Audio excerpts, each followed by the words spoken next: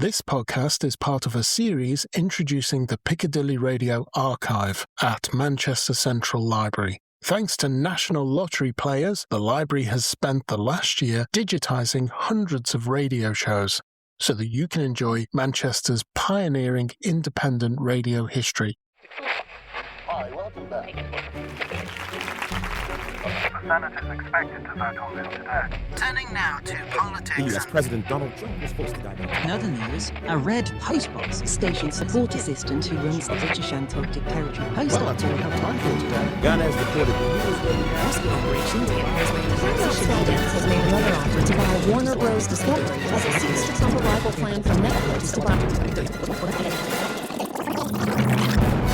Oh, there are so many voices out there, it's overwhelming. Most of us get our entertainment online. Traditionally, our media was broadcast, but now we stream. Today, young people listen to Pokimane, XQC, and now the Burnt Peanut.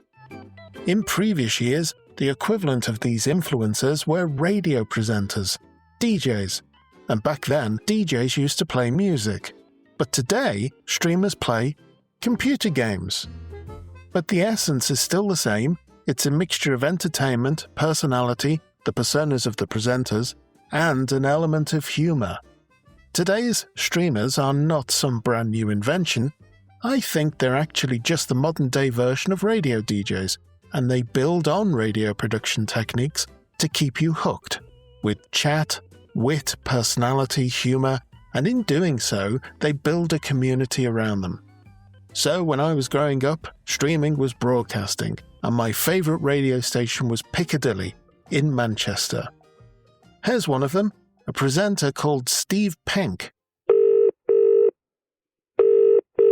Hello, Mobile Devil Nursing Home. Yes, you're looking for a cook? A cook? Oh, a cook, yes? Yeah. Is this an advertisement you've seen? Yes, it's the advertisement, yes, that I've seen in the paper. Oh, right. Look, I'm one of the sisters on one of the units. Right. I'll put you across to the kitchen. Thank you. And you can speak to the chef there. Just hang on, please. Thank you very much. Thank you. DJs seemed very confident, and blow-dried, elaborate hair. They weren't the kind of people I'd ever met before. I knew kind of people who were in grubby indie bands. That's Mark Radcliffe, a household name now on television and radio, but he started out as a producer and presenter on Piccadilly Radio. I was thinking I was a bit in awe of them, really. I remember being slightly kind of intimidated, really. I'd see him walking down to the studio, and I thought it was like being sort of an astronaut or something, like you were going to go in there on your own. How do you go in there on your own and think of things to say for 3 hours? So this podcast is about Piccadilly Radio presenters. Lots of successful and famous people in media started at Piccadilly Radio. So, as we've seen, Mark Radcliffe is one of them. Also, Chris Evans, who went on to host TV shows like The Big Breakfast and Top Gear. People like the BBC's Nick Robinson. Presenters like Andy Peebles and Gary Davis, who's still a very famous, well-respected presenter. Some of the disc jockeys are prima donnas and they close the curtains when they're on air. And maybe you're interested in presenting. Maybe you're a streamer, a YouTuber, a podcaster. It's all about your personality. It's about your persona.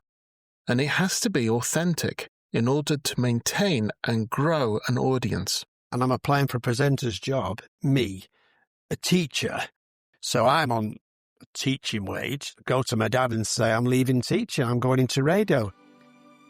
He said it was ridiculous. Radio is full of fast cars, flash women, long lunches and expense accounts. I went, yeah, that'll be me then. So in the past, radio presenters were called DJs, which means disc jockey, because they used to play music on discs, on records and CDs. These days, what constitutes a personality? Pop stars, footballers. In those days, presenters would go out and be mobbed. They literally were local celebrities. Brian Beach, a veteran of Manchester's Piccadilly Radio. He was a producer, presenter and co-author of a new book about the history of Piccadilly Radio titled For the Record. On radio, you never saw the presenter. You only heard the voice. and that creates a very particular type of connection. When you can't see someone, your mind fills in the gaps. You imagine what they look like, how they dress, what kind of personality they have, all from the tone of their voice. It's one of the reasons radio has always felt personal, because your imagination does half the work.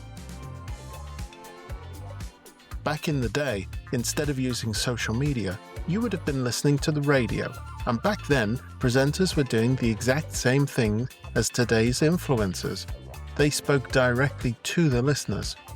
Their personality defined the mood of the show, and they created a familiar one-to-one feeling that you get when someone talks to you directly. Dave Ward was there. We became good friends, but Dave wasn't the brightest person I ever knew. So he did interview somebody about the water crisis. And it was like, how long do we need to boil our water for in view of this water crisis? And the bloke from the Water Authority said, well, I think we still need to do it for 48 hours. And Dave went, that's a long time to be boiling water for a cup of tea. He went, no. Dave was a hairdresser. I'm sorry, Dave. You should boil the water for 2 minutes. I was going to say... The warning, warning is in force for the next 48 hours. It's in force for the next 48 hours. That's what I thought. The style of presenting that content creators use today is part of a tradition that the radio industry developed over many decades. And as you might expect, radio presenters had to be extremely careful about what they said on air. Oh, God, who did that? I'm awfully sorry. Things will return to normal in just a second. Broadcasting, as opposed to streaming, was and still is a serious business. And it comes with strict rules. There are government organisations called regulators whose job it is to enforce the rules.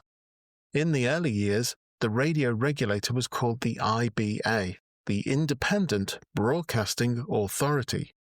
Later, it became the Radio Authority, and today it's called Ofcom, the Office of Communications. They are the organisation that decides if you're allowed to run a radio station or a TV channel. They're the ones who decide who gets a licence to broadcast. And remember that, you need a licence to broadcast. Oh, blimey, it's me. Oh, quick, take the record off, Frank. Mr. Sidebottom? Yes, what you want? Mr. Francis Sidebottom of Radio Timperley? Correct, yes. I'm from the IBA. Oh, Indie Badge Association, Yes, we got the badges you sent us. Oh, great. It's not actually badges we want, it's the Independent Broadcasting Authority. Oh, is it? And what's Yes, I'm what's up? afraid, Mr. Sidebottom, that you need a licence to broadcast. You've been broadcasting for a year now. We've been monitoring you, and I've come to see if you've got your licence. Oh, no, I haven't got a licence. You haven't? I didn't know you needed You've not one, got actually. No. Well, I'm afraid, Mr. Sidebottom, I'll have to issue this warrant for your arrest and tell you that anything you say might be taken down and issued on your next EP. Hey, you can't Come do on, that. Mr. Hey, what about my schedule for Thursday? Sidebottom. I've got the royal family coming in. You can't do that. If you are the BBC or commercial radio, you need official permission to address the public. There are rules about what you can talk about, what you can and can't say, and rules on how you're supposed to serve the public listening in your local area. It's all about taste and decency. It's about being familiar and creative, but not causing offence. There was this green light at the end, and that was the direct line from the programme controller. And if you said anything, okay, the green light is flashing, I'm in trouble. There was a 7-second delay, and you had the 7-second delay to make sure that anything that was not broadcastable was dumped. So they'd press the thing, and then it'd catch up in time. The swearing or the inappropriate comment would have disappeared. But on the internet, it's the Wild West. There's no broadcast license, no live regulator. I mean, right now I could say, or even, I'd like to call a complete and utter, but I might get into trouble, so I won't. We interviewed Thin Lizzy at night, and Tim and I would only ever do a show when everybody else was on holiday, or it was a bank holiday, or just because we had fun. And they came in and they had been drinking and possibly, other things. And their committed wish was to swear live on air. And we waited and waited. And then towards the end of the hour, they did. And Tim and I just looked at each other and thought, well, that's a very funny way to hand in your notice. Mainly Phil has got this amazing sex image. I mean, I've got two sisters who are absolutely bananas on him, and I think it's simply because of the tight trousers he wears on his leg. Does it something that affects a lot of the band, or do you get upset about it, or do you just enjoy it? I look at Phil's legs, yeah. I see the back of his legs every night, yeah. Anyway, in the end, nobody ever complained. And fortunately, I don't think the programme control was listening at the time, so we got away with it. But in fact, it was Phil Linnett who did it. Me and Tim just going, it's been lovely working here, Tamanta. That's the end of our career. So unlike social media, traditional broadcasting has government-appointed regulators, and they monitor what goes out on air. They check that presenters and DJs are following the terms of their licence, and they expect broadcasters to stay within strict guidelines on taste, decency, accuracy, politics, and fairness. And if a radio station broke those rules, there would be consequences. Regulators could issue official warnings. They could fine the station. They could insist the programmes were changed or taken off the schedule. And in most serious cases, they could ban a radio station from broadcasting entirely. Losing your licence to broadcast means no more money from advertising. And so DJs worked within a framework that controlled what they could and couldn't say. They were entertainers, but they had a strict code of behaviour that they had to stick to. And that's the other thing about working there in those days. Everybody drank all the time. So, like, we went to a bar over the road. I can still picture the barman. But we had an hour, and in that hour, I would have 4 pints of Tetley's Bitter. And then I would go back to work. And the guys with me were having 4 pints of Tetley's Bitter and go back and reading the news. You know, but that wasn't unusual. That was what people did in those days. So, following a very strict set of IBA broadcasting guidelines while you're half cut. That's how it was back then. And I'll let you into a secret. The people at the government regulator, the IBA, were probably getting drunk at lunchtime as well. Things have certainly changed, haven't they? Piccadilly Radio. Back in the 1990s, there was a type of radio presenter called a shock jock. They would put out shocking and crazy content on their shows, designed primarily to make people laugh. There used to be a bloke, a DJ on Piccadilly called James Stannage, right? And this guy was amazing. He was the best listened to DJ on Piccadilly Radio. But the thing is, he had this really late night show to do it. He had a show from 11 p.m. through till 2 a.m. in the morning, right? And he used to get the best listening figures of the day. Like hundreds of thousands of people used to sit up and listen to this loon on the other end. He was the thing is, I couldn't believe what was coming out, this radio. If I turn up here April 1st and it's an April Fool's joke, I shall kill somebody, definitely. Have you heard the riffraff they've got on this radio station now? Oh, it's absolutely pathetic, isn't it? Women, old toe rags blokes, pathetic little cretins. Dear me, I've never heard anything like it in my life. They'll give anybody a job here these days. People would phone up going, hello, James, I was wondering if I could have a request for my auntie. She's 73 tomorrow. I go, oh, sod off, you boring old cow. The most famous shock jock was called Howard Stern, and he's still broadcasting today. In the 90s in the United Kingdom, the TV presenter Chris Evans was also a radio DJ, and he was seen as a British version of Howard Stern, so he was a British shock jock. Chris had this habit of making comments about the news bulletins when he started his programme. The RSPCA had prosecuted somebody for setting fire to a cat. And straight out of the news, Chris Evans comes on and says, no, I don't believe in setting fire to cats. I think you should grill them lightly with some olive oil, you see. And so I called him into my office after the programme and pointed out that was a bit offensive to cat owners and cat lovers everywhere. And basically, Chris said, well, if that's the way you feel about me, I'm going. And he walked out. So that was the demise of Chris Evans on Piccadilly Radio. But somehow I don't think he regrets it all that much. Steve Penk. Yes, who's that calling? I'm calling about the mop maker's job. Just a moment, please. Thank you. Hello. Hi, you looking for mop makers? Well, I've got one coming in. Right. Who is it that's applying? What exactly does a mop maker do? Well, they make mops. Because I can start tomorrow, you see.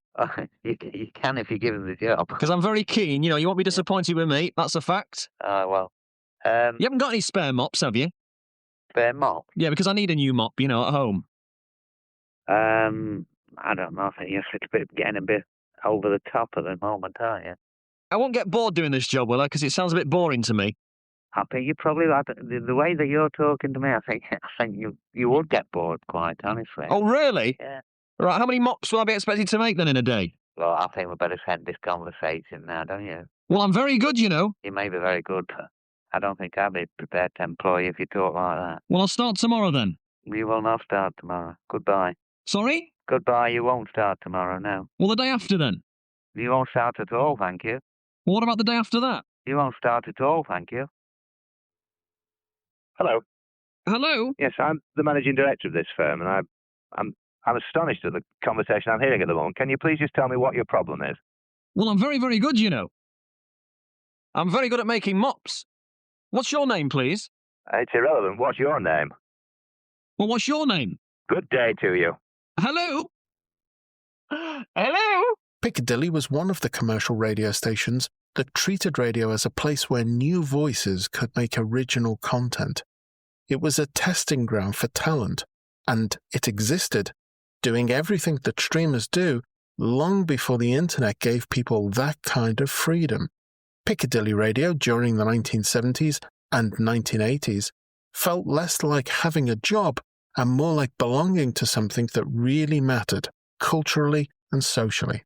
But people were genuinely friendly, you know. But I remember feeling kind of quite lucky. I was feeling like I've kind of landed on my feet here a bit, because everybody loved music and it was all about music, and bands were coming in and out, and musicians were playing, and there was a record library, you know, and you could borrow records and things, you know, you'd take them. And so I remember feeling pretty lucky. Former staff members at Piccadilly will always talk about the station as a place they really wanted to be, not somewhere that they had to go.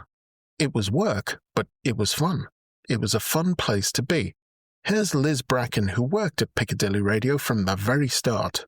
It was so exciting, and I think because even a few of them had worked in radio, but BBC, local stations as well, or the newspapers, and commercial radio was just not like any of them. Great characters.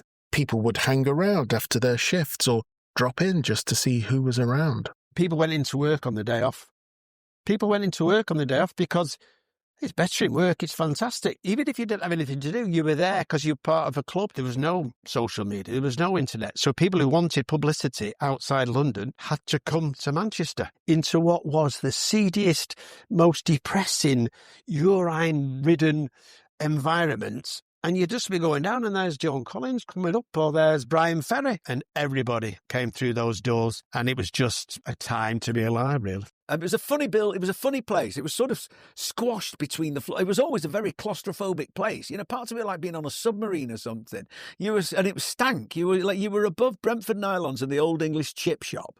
And you went up these escalators to this weird mezzanine area between and the Piccadilly Hotel was sort of built on top of it. It was exciting, you know, studios and banks of jackfields and things. It was all exciting. It was a busy, demanding, and sometimes chaotic place, but it was energizing and sociable in a way that people clearly remember decades later. The weird thing about Piccadilly people is when we met at the 40th, it was like we'd never been away from each other, even though it had been 30 odd years. And the thing about the early years, it was more like a family. It was not like going to work. It really wasn't, even though we all worked incredibly hard and we didn't get particularly well paid at the beginning either. And if you showed interest and ambition, maybe an idea or a concept for a program, and if you could justify there was an audience, well, there was a good chance that you would be allowed to make that program. That's very similar to the freedom that we have now as podcasters. Independent local radio, specifically at Piccadilly, was very much like a precursor to the world of podcasting and streaming today. You were allowed to make mistakes, be bold, and take a chance, and you were allowed to take a chance. And I think that is probably what resulted in some of its broadcasts being innovative and really different from anything that had been heard previously on BBC and or what limited commercial radio station existed at the time. Because we were all lumped together so much, because it was a new venture, because it was new to most people, there were very few who were already experienced in working in radio. And also we all earned peanuts and we all worked long hours. You were all together. somehow. You were all working together. It was a unique and an unusual working environment. One of the defining features of Piccadilly was how local everything was. Piccadilly didn't use Manchester as a revenue stream. Commercial radio is, of course, a business. It has to make money. But Piccadilly did it in a sustainable, long-term way and built up its brand and built trust with the listeners, and then the revenue would follow.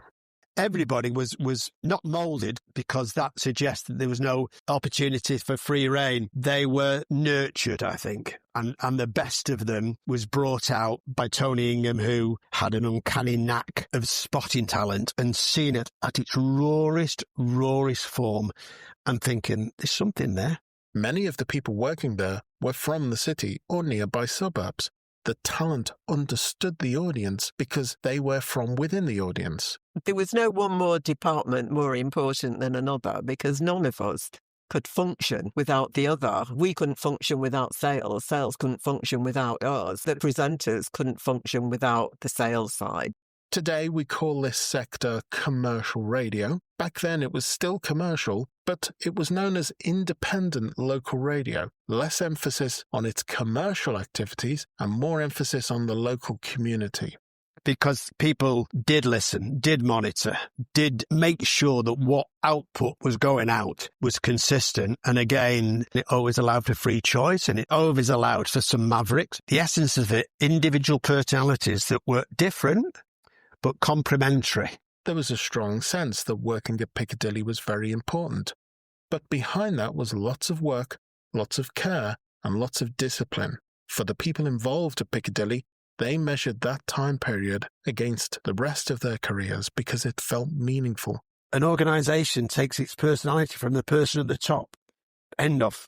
It just dripped down to the caretaker who still speaks about, he was a young lad then, and Colin gave him a job, and he just said, it changed my life, and Colin spoke to me as a person.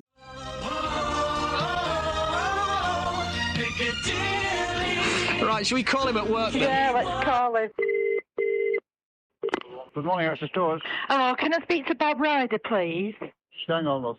I presume that's Linda, is it? It is, yeah. Hang on. Hello? Hello, Bob. Can you come home? You'll have to wait till tonight. Oh, Bob, I can't. What do you mean you can't? I can't wait till tonight. Hey, be careful, you. What do you mean? Well, what about be careful about? I just want you to come home. Just, Bob, I can't wait till tonight. I can't come home. But... Yeah. I'm worried that you don't enjoy it, Bob. All right. All right, then. She's waiting for you, Bob. Who's that? She's waiting for you, Bob. Listen, Bob.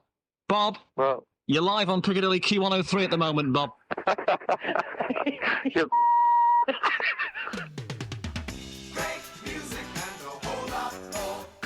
There is an old saying in the radio industry that people don't listen to their radios, they drive in their radios. What does that mean?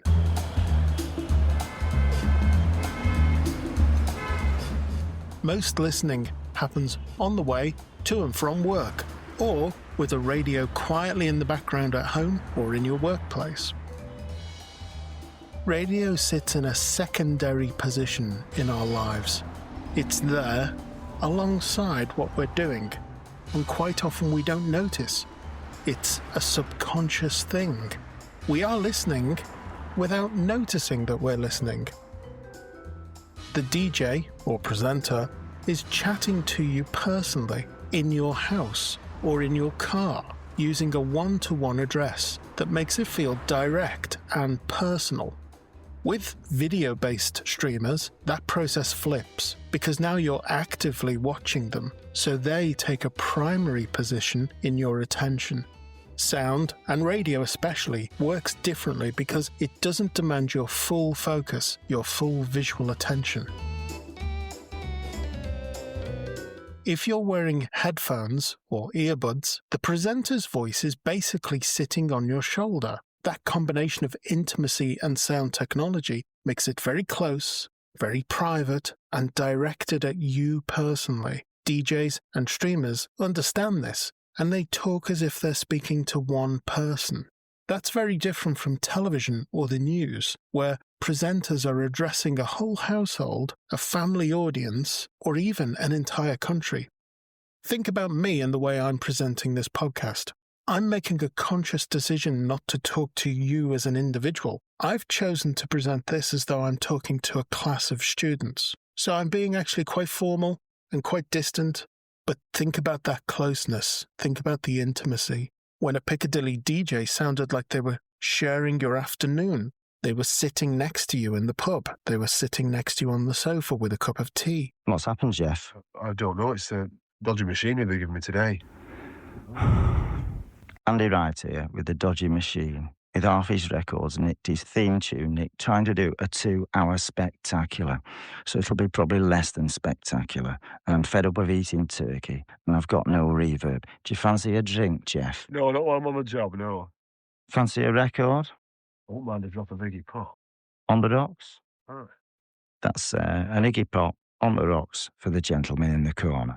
And then there is the idea of co-presence. That's the feeling that everyone is tuned in together at the same moment. As a listener, you are aware of the same voice, the same music, the same joke or mistake being heard across kitchens, cars, workplaces, all over Greater Manchester. And this creates a shared experience because even though each listener is physically separate, they're all socially and emotionally connected through the live broadcast. Co-presence is something that you sense, and it's even more magnified when you play a massive multiplayer online game. We are all interconnected, listening at the same time. It's a very subtle but very powerful way of bringing together a community.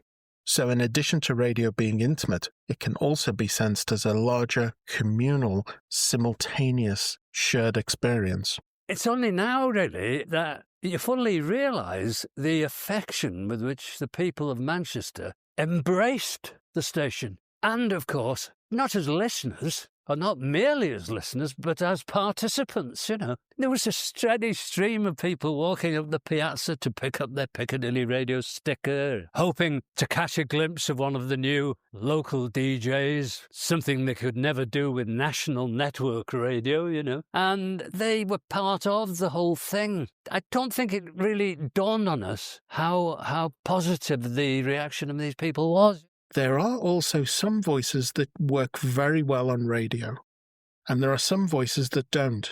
Voices that work really well as pure audio, we call that radiogenic.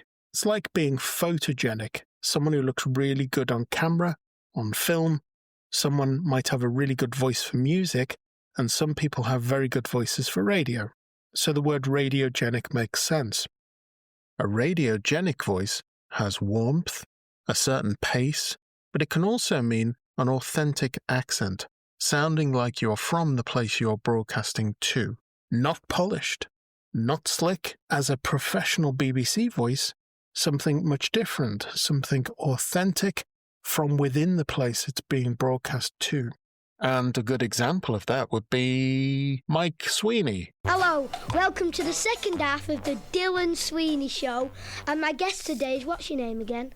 I'm your dad. My name's Mike, and this is not going how I thought it was gonna go. Welcome to the Mike Sweeney and Son. It's all right, I got it in. There's no need to start prima donnaing. By the way, have you been paid already? It's a few. What's all this money? It's for pitch and toss. I won it today. Pitch and toss? Yeah. Oh, aye. I was very good at school at games and that. What do you do for pitch and toss? Tell us. Well, you get a wall set up, right. Any old wall. Any old wall. And you throw a coin at it, and it's the person who gets nearest the wall wins. Oh, I said, you're talking to the master here, right? This is me. I got some of my spends here. Do you know when I was at school, I was a killer. I mean, how good are you at this? Not very good. I mean, are you willing, right, to risk your spends on it? Yeah. All right. I tell you what. I'm gonna just hang on. I'll just check my aim against the wall. Right. Okay. Is that like that, innit? Right. All right. Was I good or was I good? All right. Right. Now I'll tell you what we'll do. We'll play one of your favourite Beatles tracks, right? Yeah. Now I'll be careful because I can see me winning all your spends off you. All right. Yeah. Now, right. So we'll play one of your favourite Beatles tracks. Yeah. And I'll win your money off you while it's on. All right. What do you fancy? Let's have I Saw Her Standing There. I Saw Her Standing There? Yeah. All right, then. Mike Sweeney, who's also a singer with the Salford Jets, and he's still out there presenting on BBC Radio Manchester. And today, the same thing applies to streamers and podcasters. You don't need a perfect voice, but it does have to feel natural, it needs to have some authenticity, and it needs to be listenable for long stretches. Driving, cooking, working, in the background, while life carries on around you. So much so that you feel like you know the DJ or the streamer, even though they don't know you. We call this a parasocial relationship. So if you met a famous streamer or DJ or presenter in real life, to them, you're a stranger. But to you, they feel like an old friend or an acquaintance. Also, radio isn't visual like television. You invent what a DJ might look like. Quite often when you finally saw a radio presenter in public, at an event, on stage, they looked nothing like you imagined. Presenting was hard work, and it was emotionally hard too, because they were expected to be upbeat, positive, controlled, consistent, even if they were tired, stressed, or having a bad day. The authenticity of the presenter was real, but it was always moderated by the station's brand. And because people could phone in and go live on air, the public became part of the show. And this happened in the 1970s. The audience could call in, and that genie has been out of the bottle ever since. And it continues today through live chat. So there are things like Twitch subs, YouTube super chats, TikTok gifts, Patreon support. The audience is still assisting and supporting the presenter in defining the content live as the show happens. Streamers, by contrast, are usually everyday people, not professional broadcasters. They're not trained radio presenters, but they do have the same access to an audience. Often, they'll bring the reality of their lives into the stream. They'll be emotional. They'll have breakdowns. They'll react unprofessionally. They're not carefully managed presenters. So I think, finally, the last word will go to Henry Matthews, a prominent figure at Piccadilly Radio, serving as a newsreader, broadcast journalist, and news editor for over 2 decades, from 1975 to 1996. Every day now, when I go on the internet, there's nearly always a reference to Piccadilly Radio. I meet grandchildren of friends, and if the words Piccadilly Radio ever come out, they say, "What on earth was that?" And you'd simply respond by, "Don't worry about it, it would take too long."